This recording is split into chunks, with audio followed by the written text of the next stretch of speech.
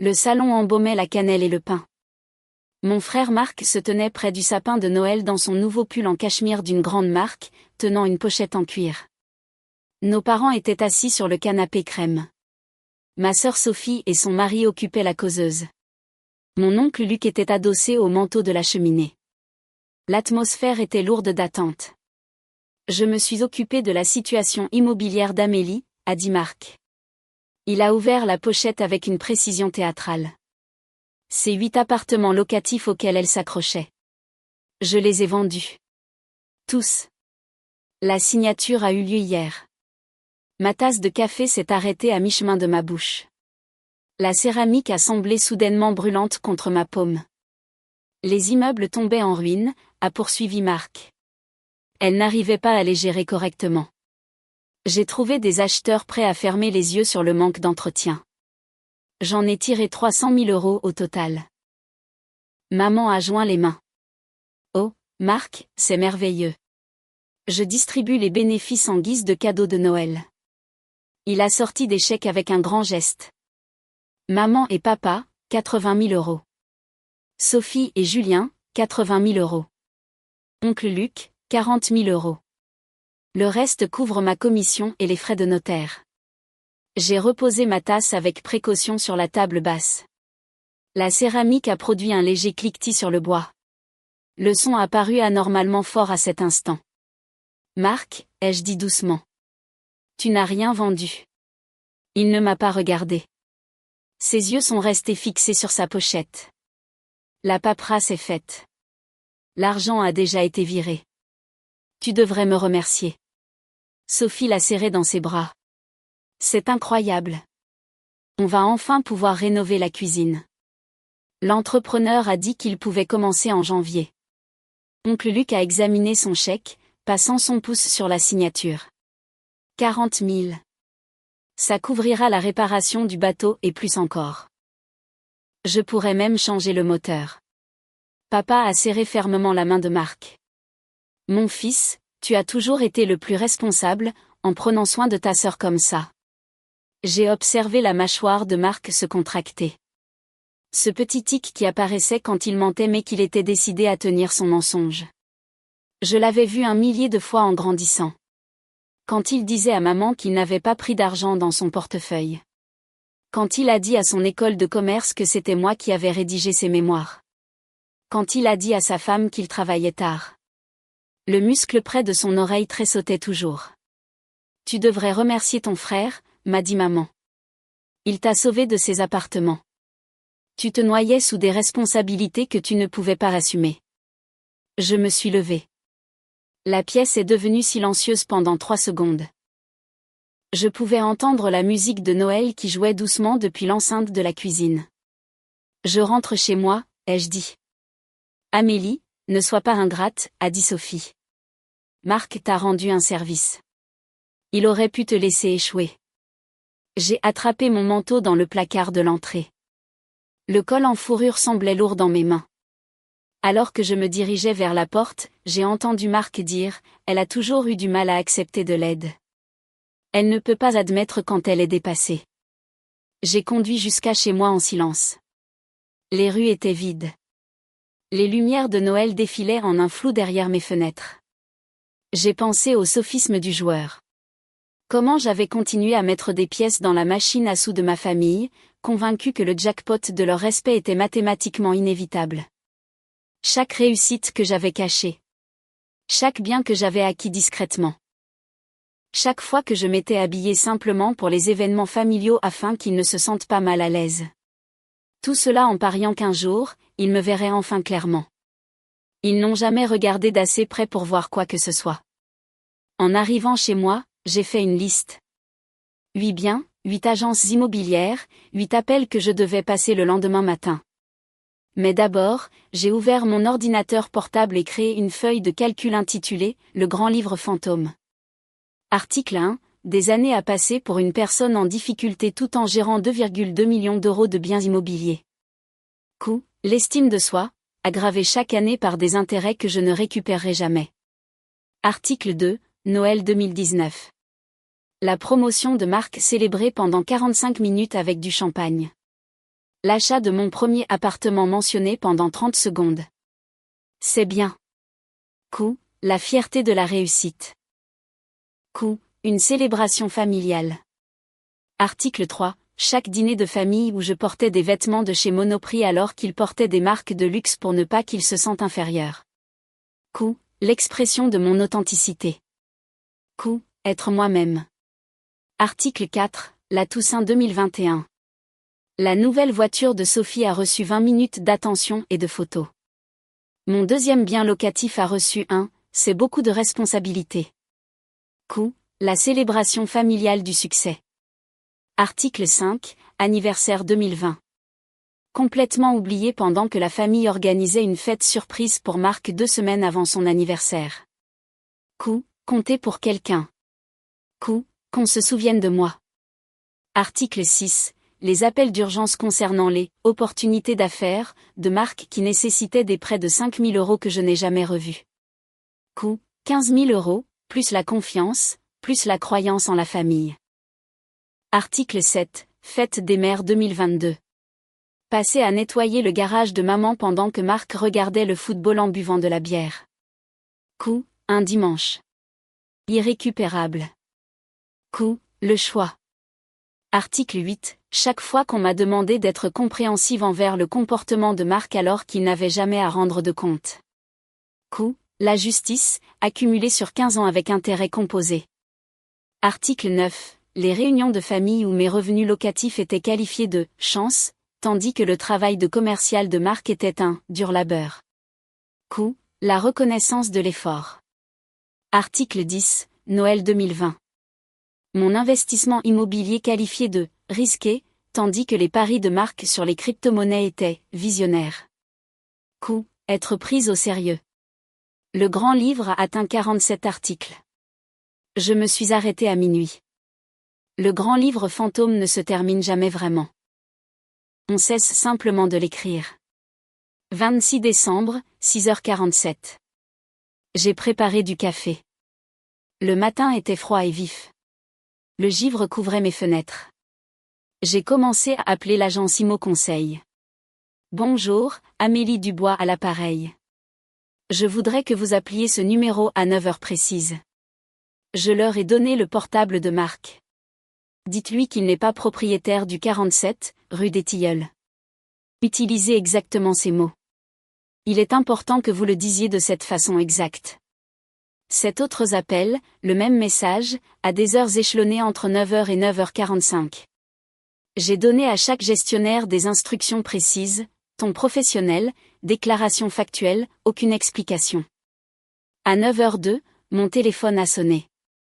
Marc. J'ai répondu à la 3e sonnerie. Bonjour.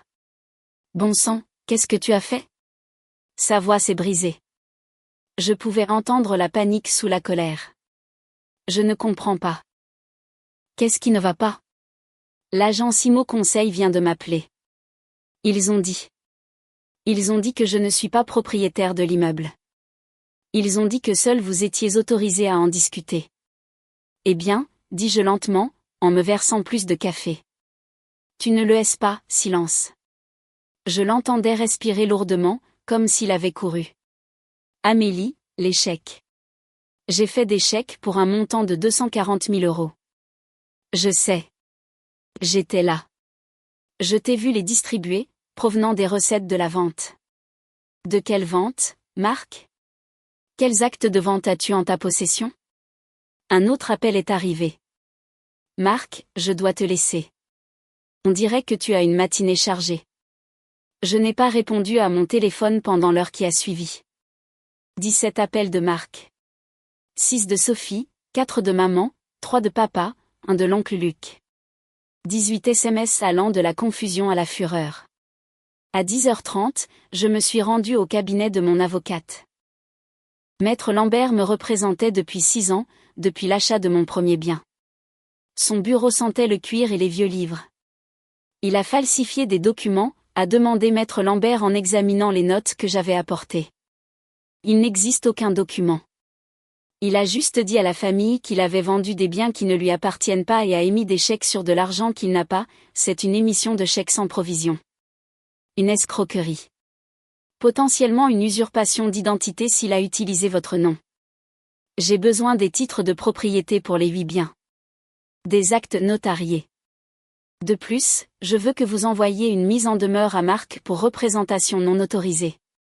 Maître Lambert a hoché la tête, prenant des notes sur son bloc-notes. J'aurai tout ça pour la fin de la journée. Allez-vous porter plainte? Pas encore. Je mets en place les conséquences. À midi, Marc était à ma porte. Je l'ai regardé par la fenêtre sonner 4 fois. Il avait l'air blême. Son pull en cachemire avait une tache de café sur le col. Ses cheveux étaient en désordre. Il n'arrêtait pas de vérifier son téléphone. Je n'ai pas ouvert la porte. Mon téléphone a sonné. J'ai répondu. Amélie, qu'est-ce qui se passe? La voix de Sophie était aiguë et tendue. Marc dit que les chèques vont être rejetés. On a déjà versé un acompte de 10 000 € à l'entrepreneur. Il doit commencer le 3 janvier.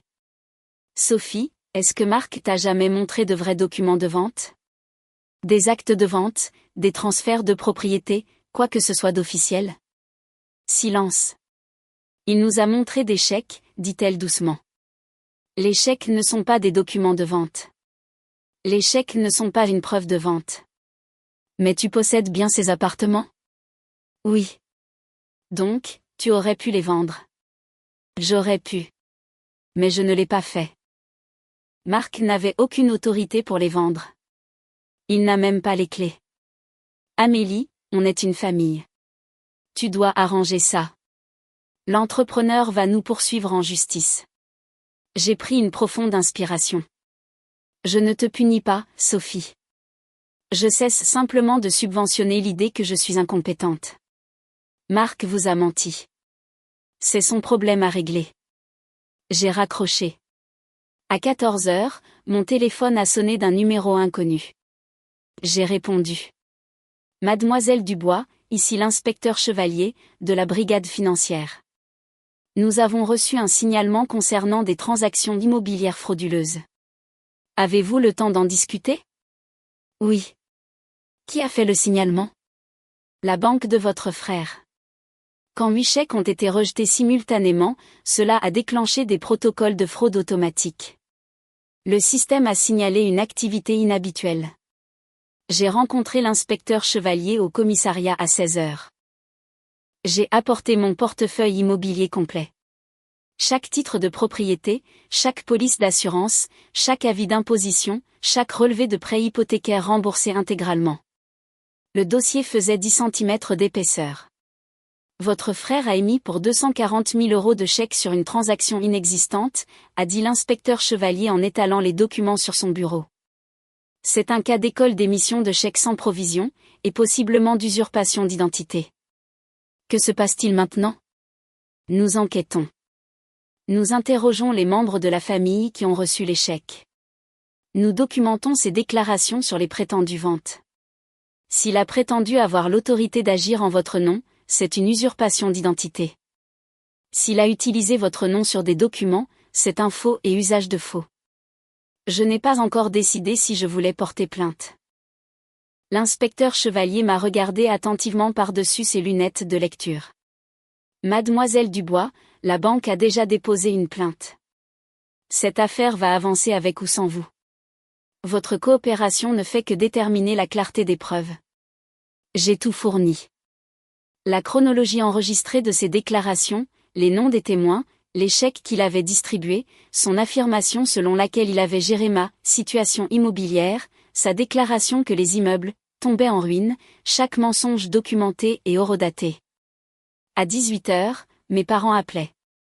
J'ai répondu à l'appel de maman. Amélie, il y a eu un malentendu, a dit maman, sa voix prenant cette tonalité précautionneuse qu'elle utilisait pour tenter de gérer les conflits familiaux. En vendant des biens qui ne lui appartiennent pas. Il pensait que tu lui avais donné une procuration. Il a dit que vous en aviez discuté. Quand aurais-je fait ça, maman? Montre-moi le document. Silence. C'est la famille, la voix de papa a retenti. Elle m'avait mise sur haut-parleur. La famille, ça s'entraide. Tu sais bien que Marc essayait juste de t'aider. Papa, je possède 8 biens locatifs, sans aucune hypothèque. Valeur totale, 2,2 millions d'euros. Je les possède depuis 6 ans. Marc le savait. Il vous a dit qu'ils étaient en difficulté. Ce n'est pas le cas. Il génère 15 000 euros de revenus nets mensuels. Il a menti pour me voler et pour vous escroquer. J'ai entendu maman prendre une inspiration brusque. 2,2 millions, a dit papa. Oui. Vous voulez voir les documents? Je peux vous les envoyer par email tout de suite. 20 minutes plus tard, ils étaient chez moi. Je leur ai tout montré. Chaque titre de propriété à mon nom, chaque relevé bancaire montrant les dépôts de loyer, chaque déclaration de revenus montrant les revenus, chaque facture d'entretien prouvant la gestion professionnelle. Maman était assise sur mon canapé, tenant le titre de propriété du 47, rue des Tilleuls. Ses mains tremblaient légèrement. Tu as acheté ça il y a 6 ans. Oui. Tu ne nous l'as jamais dit. Je vous l'ai dit. À Noël 2019. Vous avez dit que c'était beaucoup de responsabilités et avez changé de sujet pour parler du leasing de la voiture de Marc en moins de 90 secondes. Les mains de papa tremblaient légèrement en examinant les déclarations de revenus. 15 000 euros par mois, net. Après toutes les charges, les frais d'agence, les provisions pour travaux, les assurances et les impôts. Pourquoi n'as-tu rien dit? A demandé maman. Je l'ai regardé attentivement. Ça fait 6 ans que je dis quelque chose. C'est vous qui écoutiez Marc à la place. Chaque fois que je mentionnais mes biens, vous preniez un air inquiet et changiez de sujet. Ils sont partis sans un mot. La porte s'est refermée doucement derrière eux. J'ai entendu leur voiture démarrer dans l'allée. Ils sont restés assis là pendant 5 minutes avant de partir. 27 décembre. L'entrepreneur de Sophie l'a appelé. Le chèque d'acompte de 10 000 euros a été rejeté. Il a menacé de la poursuivre et de mettre une hypothèque sur leur maison. Elle m'a appelé en pleurant. Je n'ai pas répondu. L'atelier de réparation de bateaux de l'oncle Luc l'a appelé. Le chèque de 40 000 euros a été rejeté. Il avait déjà autorisé 35 000 euros de travaux. Les pièces étaient commandées, la main-d'œuvre planifiée. Il m'a appelé 4 fois. J'ai laissé les appels aller sur la messagerie vocale. Le chèque de maman et papa a été rejeté. Ils avaient fait des chèques pour les cadeaux de Noël de leurs autres petits-enfants. Ces chèques ont été rejetés. Les petits-enfants ont appelé, confus. Maman m'a appelé à 23 heures. Amélie, des gens nous réclament de l'argent que nous n'avons pas, ça a l'air difficile. Peux-tu nous aider? Juste cette fois. Non. Mais tu as l'argent. Tu viens de nous le montrer. Maman, j'ai de l'argent parce que je le gère prudemment. Marc m'a volé et vous a escroqué. Ce sont 2 problèmes distincts. Et c'est à lui de les résoudre, pas à moi. J'ai raccroché. 28 décembre. L'inspecteur Chevalier a appelé. Votre frère a engagé un avocat. Son avocat a appelé pour demander si vous seriez disposé à régler cela sans poursuite s'il paie un dédommagement. Quel dédommagement? Il n'a réussi à rien voler. Mes biens sont toujours à moi. Un dédommagement pour le préjudice financier causé aux membres de votre famille. Les chèques sans provision ont créé des problèmes en cascade. C'est entre lui et eux. Je ne suis pas la partie lésée financièrement. C'est lui. Son avocat a suggéré 50 000 euros pour que tout cela s'arrête. Pourquoi faire? Je ne suis pas la partie lésée financièrement. Il a fait des promesses qu'il ne pouvait pas tenir. C'est son problème. Donc, vous ne voulez pas d'un arrangement? Il n'y a rien à arranger. Il a commis une fraude. C'est une affaire pénale. L'enquête se poursuit ou non? Je ne négocie pas, 15 janvier. Marc a été mis en examen pour 8 chefs d'accusation d'émission de chèques sans provision et un chef de tentative d'usurpation d'identité. Le bureau du procureur de la République a poursuivi l'affaire sans exiger ma participation active. Le rapport de fraude de la banque fournissait une documentation suffisante. Le 3 février, l'avocat de Marc a négocié une reconnaissance préalable de culpabilité, 2 ans de sursis avec mise à l'épreuve, 50 000 € d'amende, remboursement obligatoire à tous les membres de la famille ayant perdu de l'argent à cause des chèques sans provision, des travaux d'intérêt général et un suivi psychologique sur la fraude. Sophie et Julien ont perdu 10 000 € pour l'acompte de l'entrepreneur. Oncle Luc a perdu 35 000 € pour la réparation du bateau.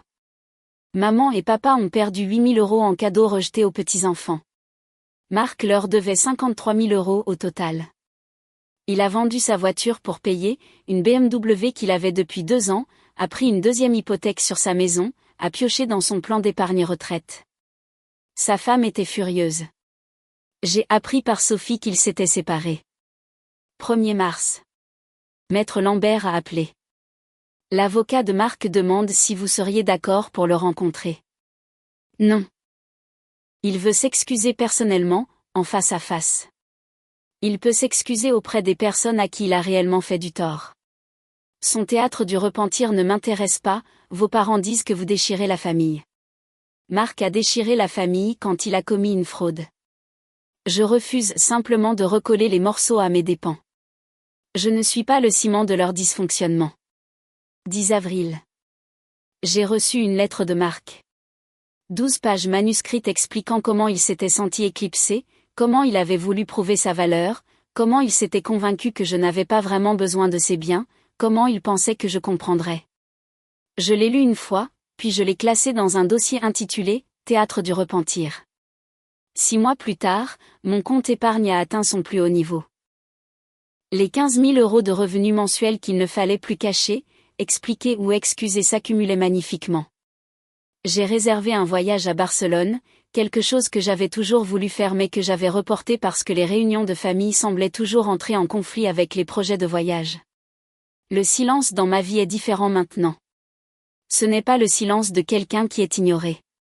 C'est le silence d'avoir fermé une porte à des gens qui confondaient l'accès à ma vie avec un droit acquis. J'ai croisé Marc une fois par hasard dans un café en mars. Il avait l'air plus vieux, fatigué, les tempes grisonnantes. Il m'a vu et a fait demi-tour, laissant sa commande sur le comptoir. Je ne l'ai pas suivi. Ma mère envoie des SMS de temps en temps. Des messages brefs. J'espère que tu vas bien. Je réponds, je vais bien.